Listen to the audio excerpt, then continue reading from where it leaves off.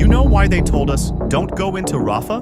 নিজ দেশের প্রধানমন্ত্রী বেনিয়ামিন নেতানিয়াহুর বিরুদ্ধেই এবার মুখ খুললেন ইসরায়েলের সাবেক প্রধানমন্ত্রী, গোয়েন্দা প্রধান ও নিরাপত্তা কর্মকর্তারা। ফিলিস্তিনিদের বিরুদ্ধে সহিংসতা বন্ধে ব্যবস্থা না নিলে নেতানিয়াহু সরকারকে আদালতে নেওয়ার হুঁশিয়ারি দিয়েছেন তারা।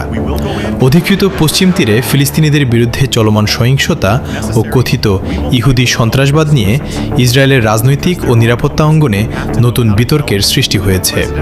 ফাঁস হওয়া এক চিঠিতে ইসরায়েলের সাবেক দুই প্রধানমন্ত্রী এহুদ ওলমার্ট ও এহুদ বারাক সহ দেশটির সাবেক গোয়েন্দা ও নিরাপত্তা সংস্থার প্রধানরা অভিযোগ করেছেন যে পশ্চিম তীরে ফিলিস্তিনিদের বিরুদ্ধে সহিংসতা কার্যত দায়মুক্তির মধ্যেই চলছে।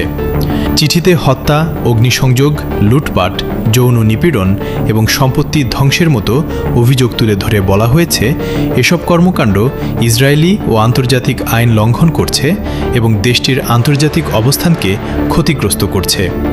স্বাক্ষরকারীরা দাবি করেছেন সরকার ও সংশ্লিষ্ট কর্তৃপক্ষ অবিলম্বে এসব সহিংসতা বন্ধে কার্যকর পদক্ষেপ গ্রহণ করুক, অন্যথায় তারা ইসরায়েলের উচ্চ আদালতে আইনি পদক্ষেপ নেবেন।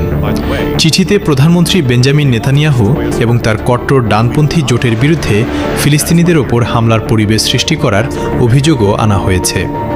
বিশ্লেষকদের মতে ইসরায়েলের সাবেক শীর্ষ রাজনৈতিক ও নিরাপত্তা কর্মকর্তাদের এমন প্রকাশ্য অবস্থান দেশটির অভ্যন্তরীণ রাজনীতিতে নতুন চাপ তৈরি করতে পারে এবং ফিলিস্তিন ইস্যুতে আন্তর্জাতিক বিতর্ককে আরও তীব্র করে তুলতে পারে।